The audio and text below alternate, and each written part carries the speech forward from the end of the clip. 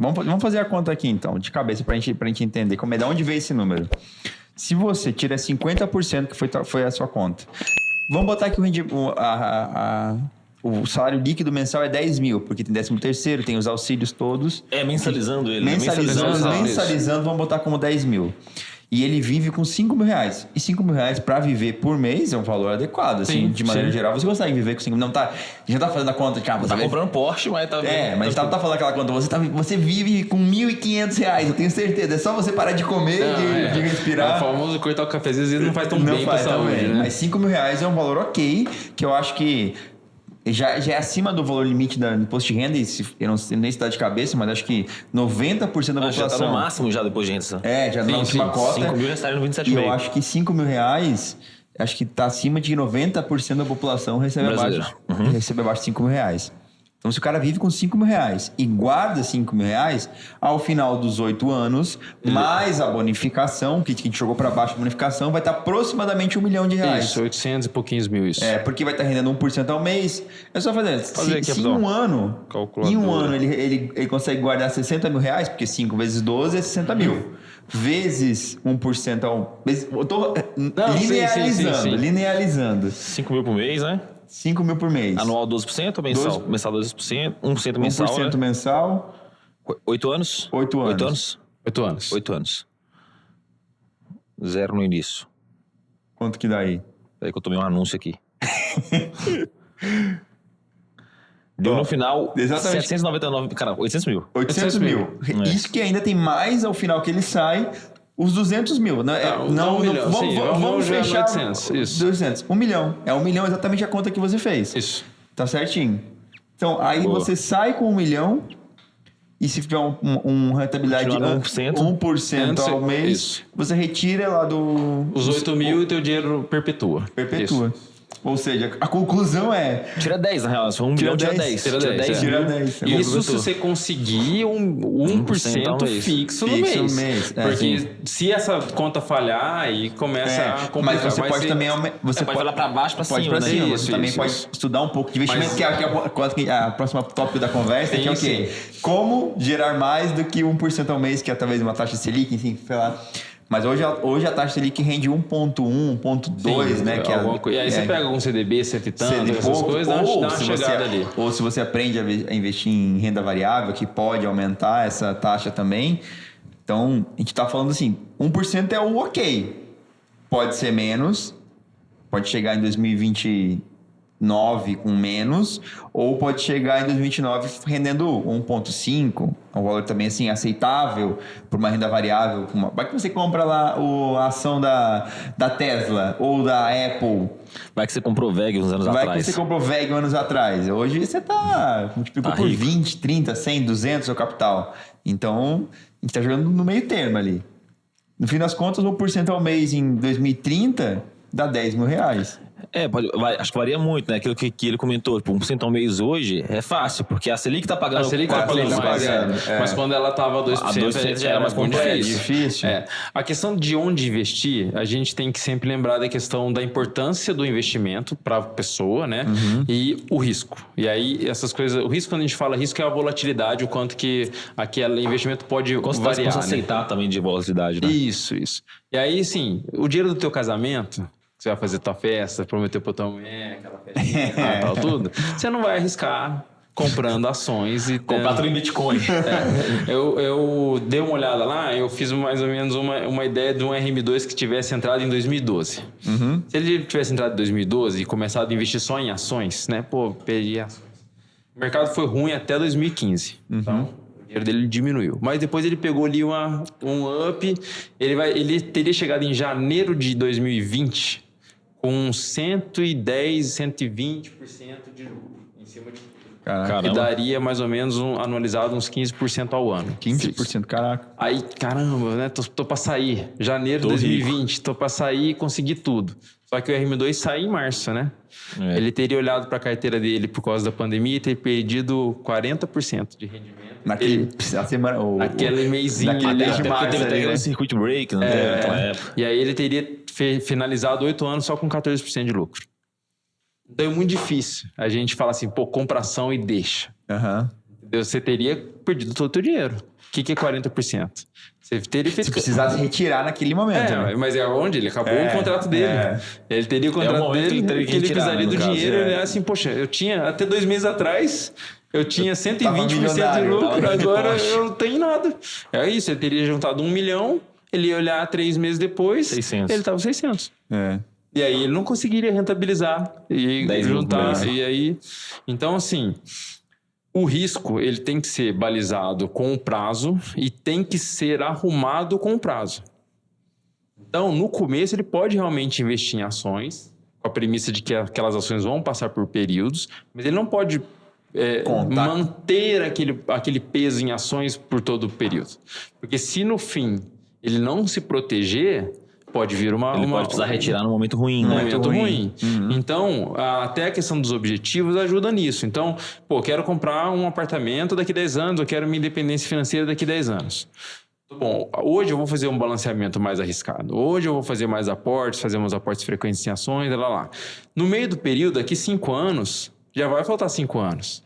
Então, se ele começar lá com um balanceamento 30-70, 30% em renda fixa, 70% em ações, com 5 anos, de repente, ele tem que chegar ali 50-50, 60-40. Com 2 anos, 70-20, 70-30, uma coisa diferente. Ou até as ações podem estar rentabilizando tanto que, tipo, mesmo que ele comece só a aplicar também em renda fixa, que é investimentos de poupança e tal, as ações elas vão começar a performar e elas vão começar a equalizar, entendeu? Sim, porque elas estão valorizando, então ele começa a aportar porque lá já está muito valorizado. Já está muito valorizado. Ele pode controlar o balanço nos aportes. Isso. Então ele começou a aportar, as ações começou a cair, ele vai começar a sempre comprar ações na baixa. Mas quando as ações começarem a valorizar e ele ficar mais pesado em ações, ele vai começar a pesar em renda fixa. Mas legal. O que eu quero trazer é o seguinte, o pessoal fala muito buy and hold, né? O Warren Buffett, estilo de, eu compro por longo prazo. Né? O Barsi também fala isso, né? Mas o buy and hold só não compra, pode... comprar. Mas não é buy and forget, né? O famoso não é compra e esquece, entendeu?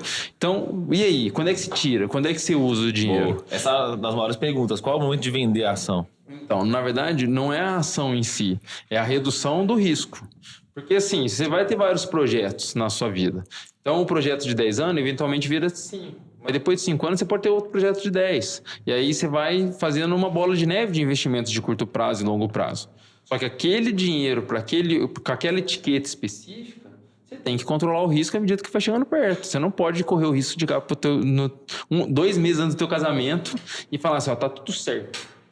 2 meses depois você fudeu, eu não tenho como pagar meu casamento. Faz sentido. Entendeu? Mas eu achei legal, é muito legal essa analogia, porque botando para a vida do RM2, que fica 8 anos, e nos primeiros 2 anos, 4 anos, você falou para investir em ações, não lembro mais o exemplo que você deu. Sim, acho que era 4 anos ali, 30, depois você vai investir sempre, mas com peso de... Tem uma conta que é o seguinte, você...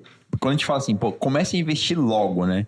Não pode ser a pessoa fala assim, eu ainda não tenho dinheiro, eu só consigo juntar R$50, R$100, não vou investir agora, vou investir daqui 10 anos quando eu estiver ganhando, passar na marinha, ou se eu começar a investir quando passar na marinha, vale para quem está estudando agora. Até começar a investir agora, não tem dinheiro, só consigo juntar R$50, R$100, quando eu estiver na marinha, eu vou poder juntar os 2 mil, os 5 mil, enfim, o que você puder tirar, que vai ter um salário maior, e aí eu vou começar a investir.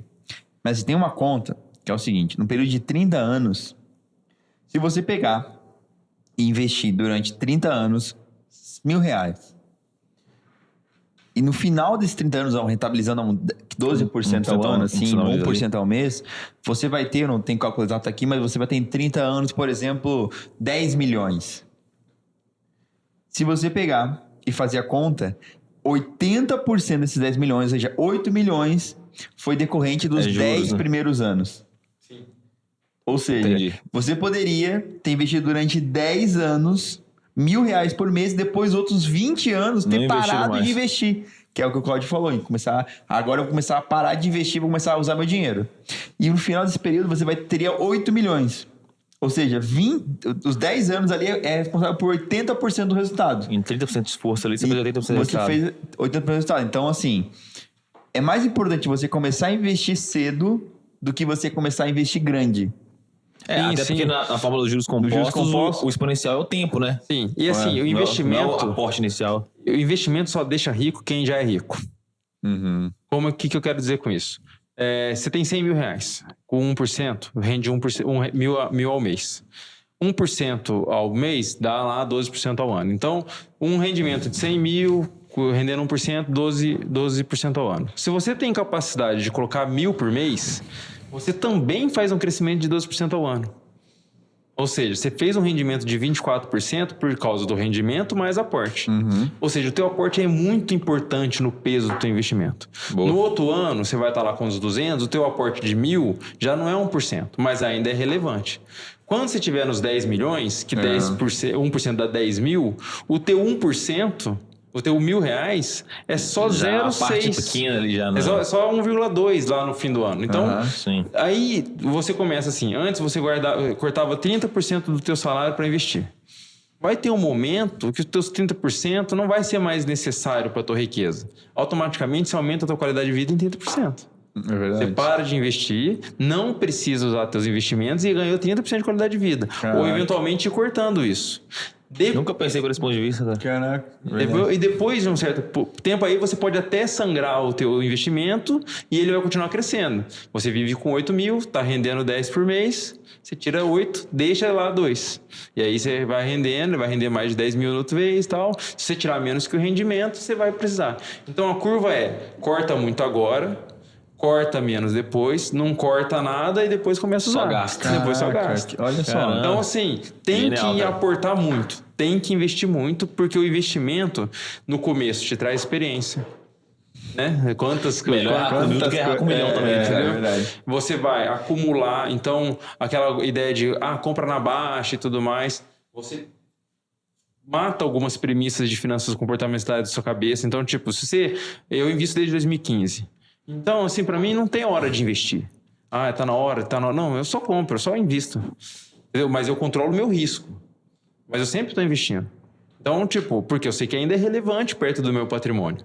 Lá na frente, quando não for mais, aí eu não vou pensar em mais investir, deixa a bola de neve só girar. Mas agora, assim, tem que ter um comportamento disciplinado de investir sempre. Para que você acumule na baixa, cresça na alta, balance o risco, aprenda, estude e tudo mais, e aí vai. Caraca, muito legal isso. Fazendo aquela conta que a gente acabou de fazer do 1 milhão do RM2 em 8 anos, se o cara tivesse investido durante 7 anos os 5 mil reais, ele chegaria no último ano com 900 mil com 90% do resultado. 90,5% do resultado praticamente. Ou seja, ele poderia gastar o último ano dele e torrar o dinheiro. Cara, eu achei legal também, tipo, fazendo analogia com um cara que entrou no RM2, com esse pensamento que o Cláudio falou, tipo, você vai se sacrificar ali nos seus primeiros anos, ou seja, você aceita viver com menos do que você pode, para com o tempo você poder viver com muito mais do que você poderia. Sim. Só que se você não fizer isso, você vai viver com o que você pode hoje e no futuro talvez você nem viva. Você não vai ter nem dinheiro. Então, tipo, é uma curva em que você começa muito bem. Tá colhendo, uma hora a fonte seca totalmente. E outra é uma curva que você aceita começar com um pouco menos, mas só cresce. Uma curva totalmente crescente e outra completamente decrescente ali. Muito louco, porque assim, todo mundo que faz o concurso, provavelmente, como eu falei, hoje recebe muito menos do que um salário de oficial da Marinha quando for passar. Então, é muito mais fácil você se adaptar a hoje viver com... que você já recebe, mas é que você trabalha e ganha 3 mil reais por mês. Você viver com 4 mil reais, tentar guardar 6 durante um ano, e depois guarda 5 no segundo ano, depois guarda 4,5 no terceiro, e vai diminuindo e aumentando sua qualidade de vida à medida que a cada ano passa. Aos poucos, até porque você também vai ganhar aumento, né, cara? Vai ganhar aumento. Você nem precisa parar, você só vai naturalmente ganhar aumento. E no final, você está vivendo já bem, com muito dinheiro guardado, do que de fato você pegar e no primeiro ano já gastar o teu primeiro salário inteiro. Até porque você está acostumado a viver com 3. Quando você ganha 10, analisando teu recebível, cara, você triplicou a tua qualidade de vida. Você ganhava 3, agora ganha 10. Exato. Se você subir para 4, já vai ter melhorado. Sim, 20, 30%. Né? É muito diferença, assim.